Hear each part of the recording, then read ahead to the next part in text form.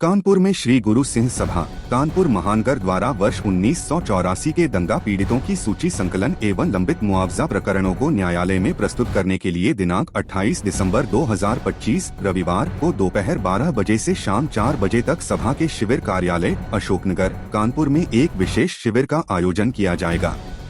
इस शिविर में वे सभी दंगा पीड़ित अथवा उनके परिजन जिन्होंने अब तक सभा कार्यालय में अपना विवरण एवं क्षतिपूर्ति से संबंधित अभिलेख जमा नहीं किए हैं, अपना विवरण जमा कर सकेंगे। प्रेस वार्ता करते हुए श्री गुरु सिंह सभा के चेयरमैन एवं पूर्व एमएलसी सरदार कुलदीप सिंह ने बताया कि दिसंबर 2017 में 1984 दंगा पीड़ितों से संबंधित 1039 फाइलें माननीय उच्च न्यायालय इलाहाबाद में प्रस्तुत की गई थीं। किंतु उस समय कई पीड़ित परिवार विभिन्न कारणों से छूट गए थे।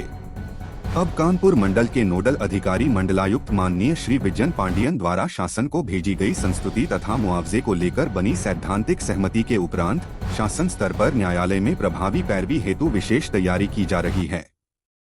उन्होंने बताया कि सुप्रीम कोर्ट के शीर्ष अधिवक्ताओं से विचार विमर्श के पश्चात यह निर्णय लिया गया है कि जिन दंगा पीड़ित परिवारों की फाइलें पूर्व में न्यायालय में दाखिल नहीं हो सकी, उन्हें भी अब विधिवत रूप से प्रस्तुत किया जाएगा।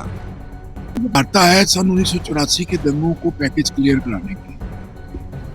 ये पिछले दिनों में नोडल अधिकारी साहब ने स्टेट गवर्नमेंट के निर्देशानुसार उन्हें उसी डायरेक्शन से यहाँ पर इसको पैकेज की स्वीकृति देके क्लियर कर दिया था, लेकिन गुरपूरब की वजह से 350 साल हम उसमें व्यस्त रहे। अब वहां से हम फ्री हुए हैं, अब इसको टेकअप किया जाएगा, क्योंकि स्टेट गवर्नमेंट ने खुद न करके ये ऑर्डर किया था, एक जियो निकाला था जिसमें ये क्लियर किया गया था कि नोडल अधिकारी जो है वो कानपुर के डिविजनल कमिश्नर साहब हैं, जो विजयन पांडिया साहब हैं। तो उन्होंने इसको पिछले दिनों में सबमिट करके दे दिया। अब उसको जाना है न्यायालय में, क्योंकि न्यायालय में हमने एक जनहित याचिका 1911 में डाली थी। इससे त्रसित होकर कि स्टेट गवर्नमेंट का रवैया जो है वो संवेदनशील नहीं है, उनकी उदासीनता की वजह से जो 1996 का बोरा कुलदीप पैकेज तक क्लियर नहीं हुआ। उसके बाद 2006 की जो डॉक्टर मनमोहन सिंह का पैकेज आया था उसको इन्होंने नजरअंदाज किया है।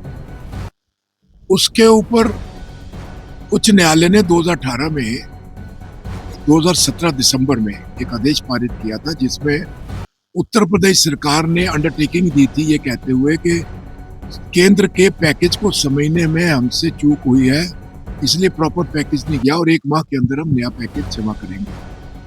वो फाइलों में कहीं ये फाइल दबी रह गई और 7 साल तक इसके ऊपर कोई कार्रवाई नहीं हुई, जिसको अभी टेकअप करके उसको विजयन पांडियन जी ने, जो हमारे डिविजनल कमिश्नर साहब हैं, उसको क्लियर किया।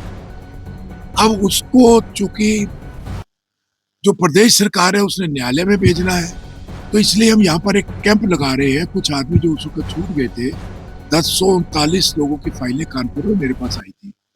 उसके बाद क्योंकि वो जमा हो गई थी, उसके बाद वो केस की हियरिंग खत्म हो गई थी, तो उन लोगों ने कई चक्कर लगाए। हमने कहा फाइल जमा करने का कोई अर्थ नहीं है कि मैं अपने घर में फाइलें कहाँ रखूंगा, इसको तो यूज नहीं है। अब हम उसका कैंप लगा रहे हैं 28 तारीख को, क्योंकि सुप्रीम कोर्ट के वकीलों से मेरी बात हुई। उन्होंने कहा कि जिस वक्त आप जनहित याचिका के आपको 1 माह का नोटिस देंगे, वो क्या के आप अपना व्यू रखिए। अगर आपको ये पैकेज मंजूर है तो यस करिए, जो इसके ऊपर कार्रवाई करके उस पैकेज को क्लियर कर दें। तो हमने एक कैंप यहाँ पर कार्यालय में 28 तारीख को एक यहाँ पर कैंप लगा रहे हैं कि जो दंगा पीड़ितों की फाइलें उस वक्त जमा नहीं हो पाई, उसमें पूरी डिटेल हमने दे दी है क्या क्या चीजें की, तो आप लोग इसमें क्लियर कर दीजिएगा। ये फाइलें हाई कोर्ट में उच्च न्यायालय इलाहाबाद में जमा होंगी। 1039 हमने आगे जमा की थी। वो है जी, देखिए उत्तर प्रदेश का ड्यूज तो है जो गवर्नमेंट ऑफ यूपी ने दिया है 9296 फाइलें। अब जो कानपुर से हमारे पास फाइलें आई वो हमने जमा की, because I was fighting from Kanpur. कुछ बाहर की भी थोड़ी सी फाइलें आई हैं, लेकिन जिस जिसको मैसेज मिला, कुछ वही दंगा पीड़ित बाहर चले गए, कुछ लोग पंजाब शिफ्ट कर गए, कुछ दूसरी स्टेटों में शिफ्ट कर गए, कोई विदेशों में चले गए। परसों हमारे पास इंग्लैंड से फोन आई थी कि पता लगा कि साहब ये फाइलिंग डिस्ट्रीब्यूट हो रहा है। मैंने कहा भैया 1 महीना आप रहिए, आपको पूरी डिटेल भिजवा दी जाएगी। तो अब ये है कि हम चाहते हैं कि वो फाइलें यहाँ से क्लियर करके वो भेज दें। बाकी तो क्योंकि जब रंगनाथ मिश्रा कमीशन बना था उस वक्त सेंट्रल गवर्नमेंट ने क्लियर किया था कि जो स्टेट गवर्नमेंट का जो भी लॉस होगा कानपुर के लिए बना था, रंगनाथ पूरे स्टेट के लिए नहीं था। इन्होंने जांच कानपुर भी की थी और जो कानपुर के आधार के ऊपर पूरी स्टेट को रुपया बढ़ा था।